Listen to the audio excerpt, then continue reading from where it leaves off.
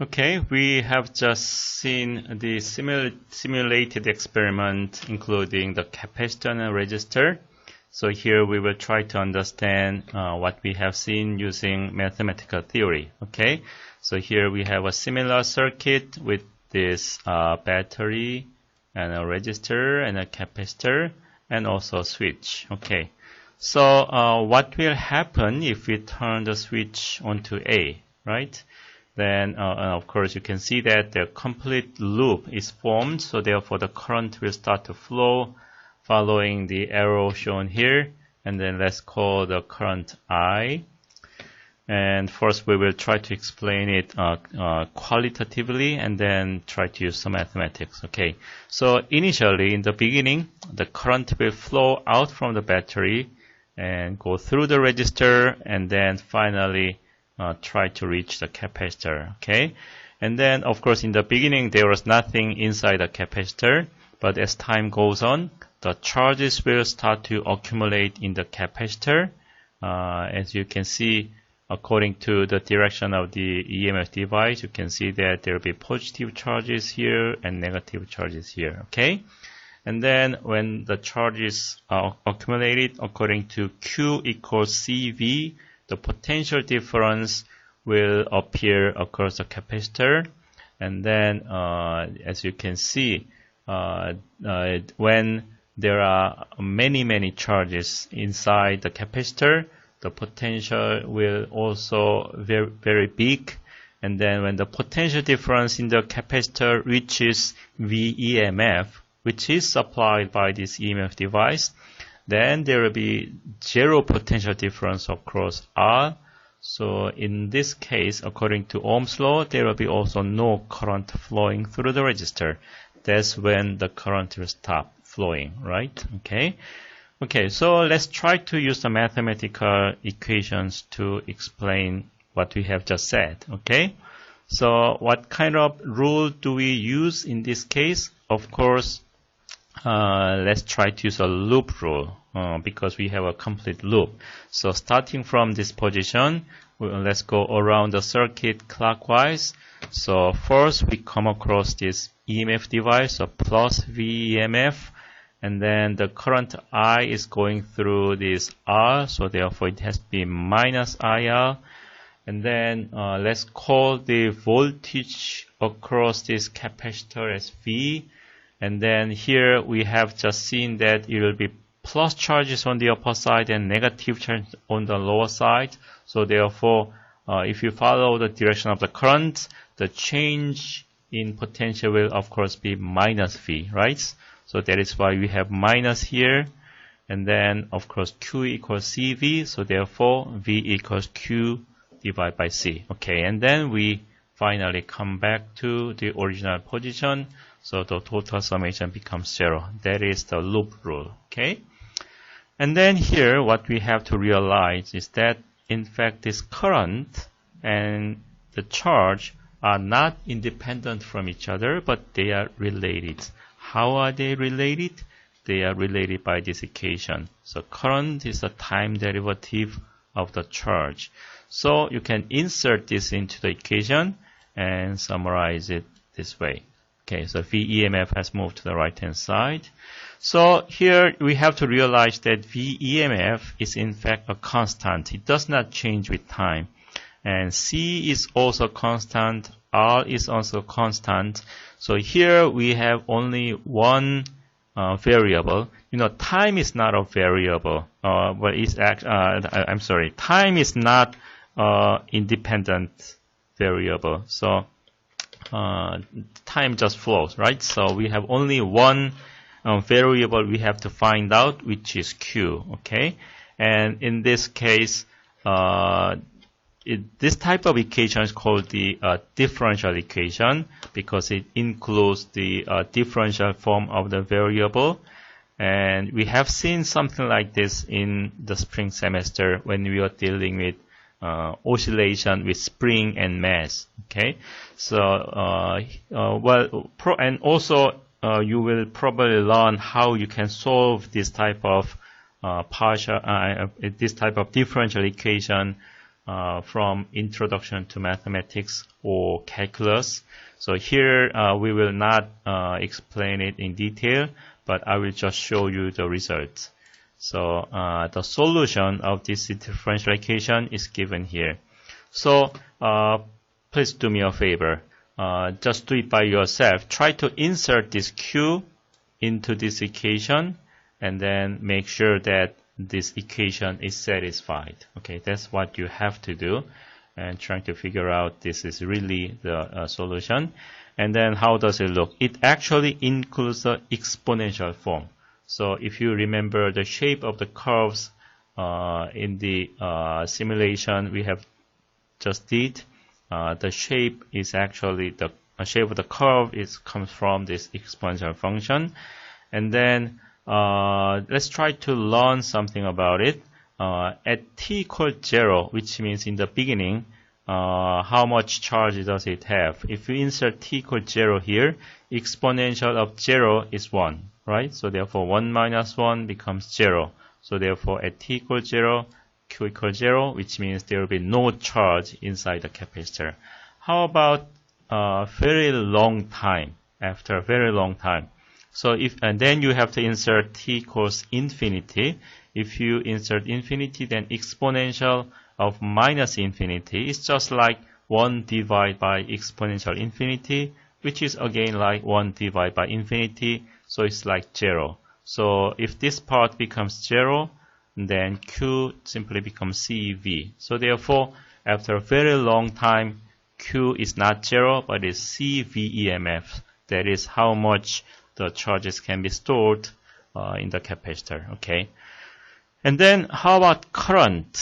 How can you get the current? You simply have to take the time derivative. And if you take the time derivative and if you know how to do the differentiation of the exponential function, then this will be what you get. Okay.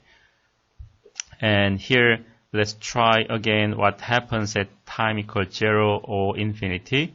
If you insert t equals 0, then if exponential again of 0 is 1, so I becomes V divided by VEMF divided by R, which means that in the beginning, at the very moment the switch is turned on, current will flow by this amount. And then now this is actually an exponential of minus, so as a function of time, the current will decrease.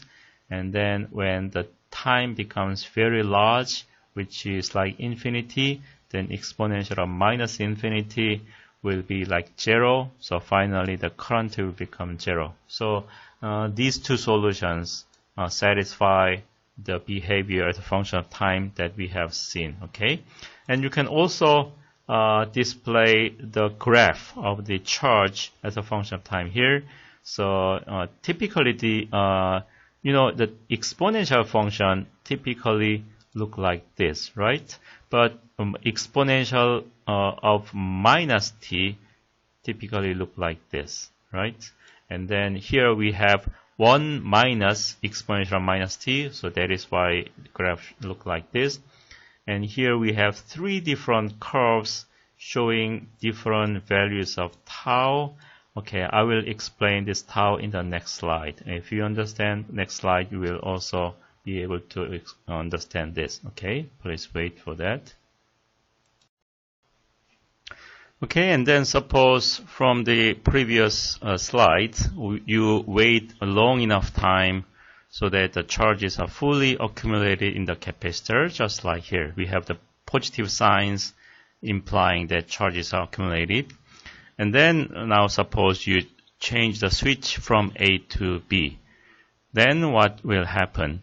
Now, since we have formed another loop, the charges will come out and current will flow just like this. Okay, so here again we will explain it qualitatively first and then try to use the mathematics. Okay, so in the beginning charges will come out and then positive and negative charges will combine, so the current will be large in the beginning, but as when the charges are coming out, of course the amount of charge will decrease, so therefore eventually current will become 0. Okay, that's simply what's going to happen, and we call it discharging process because the charges are coming out. So when the charge is coming in, it's called the charging process. When the charges are coming out, it is called the discharging process.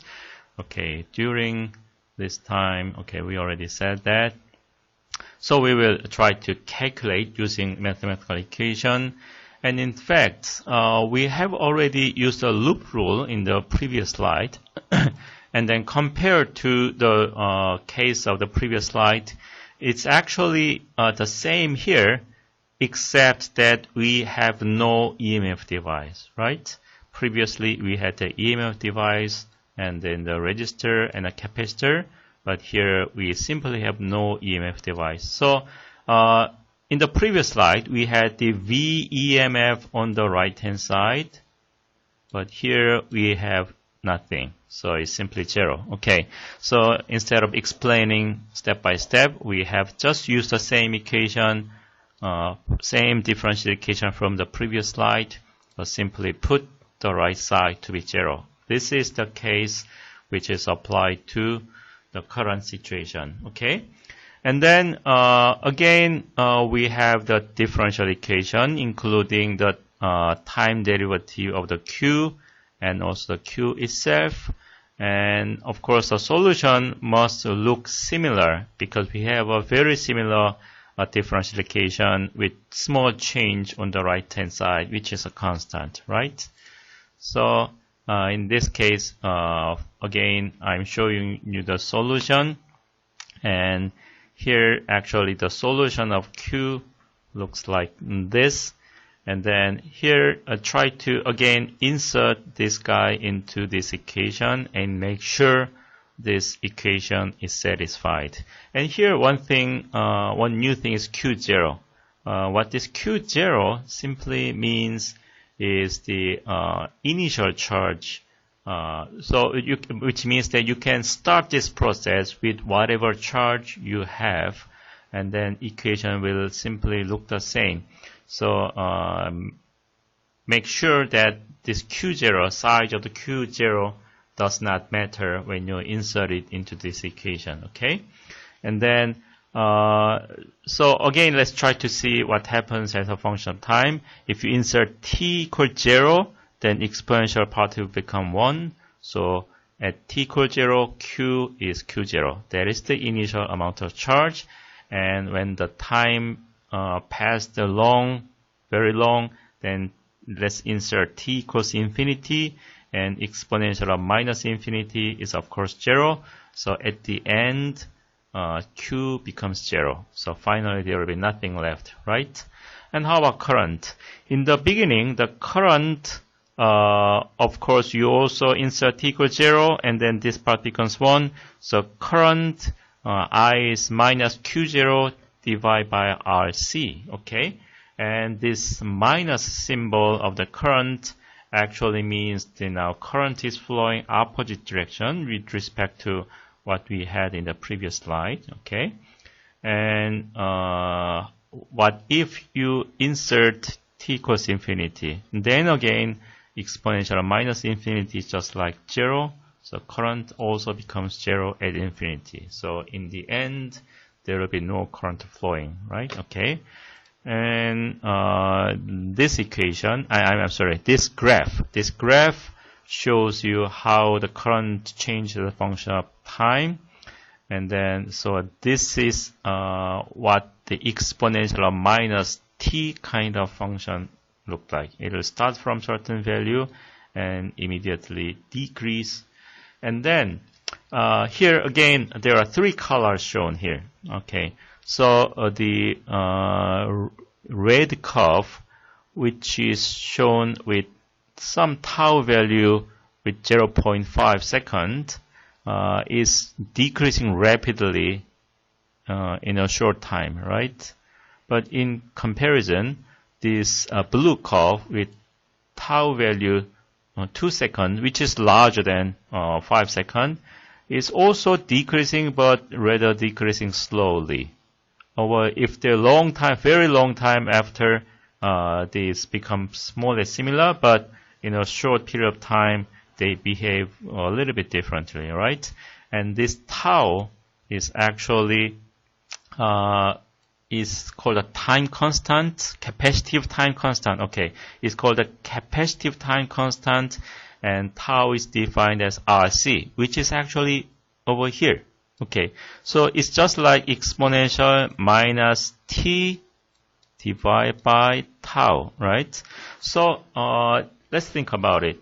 Now, if tau is large, then in order to reach certain value, t also has to be large. If tau is small, then this function can reach the same value when t is small. So what it implies is that if tau is large, then it takes a long time for this function to decrease. So therefore, that is why with tau large, then it was going down very slowly. But if tau is small, then it goes down very quickly. So this value, which is RC, gives you an idea how quickly this current will decrease or current will change. Okay, so then can you guess why large value of tau or large value of RC will make the change very slow? Why the circuit or the current in the circuit will change slowly when you have a large R or large C? First, if you have a large R, the amount of current will of course small, right? According to the Ohm's law. So therefore, small flow of current means a small flow of charge. So therefore, it will take very long time to get rid of all the charges, right? And at the same time, what will happen if you have a large C? If you have a large C, it's just like you have a very large bucket. If you have a very large bucket, then of course there will be a large amount of charge. So then it will take a long time to get rid of them. So that is the reason why the time constant becomes larger when you have large RC. Okay. Alright, so these two processes, charging and discharging, is the very important properties you have to understand when you have the capacitors, okay? And it will also be very important later when we are trying to learn alternating current, which is the current changing as a function of time, okay? So finally, let's make a summary of this lecture. From this lecture, you have learned the electromotive force and the EMF devices. It was a new concept. Try to remember that electromotive force is not a force, but it's a kind of potential or electric potential. Okay, and then we also learned how to calculate the current using different methods like loop rule, junction rule, or potential method and everything, right? And then we also learned the Kirchhoff's rules, okay, which was just like actually they are current the junction rules and loop rules, right? Okay. And then we also learned how to calculate total resistance or equivalent resistance when there are many resistors connected to each other.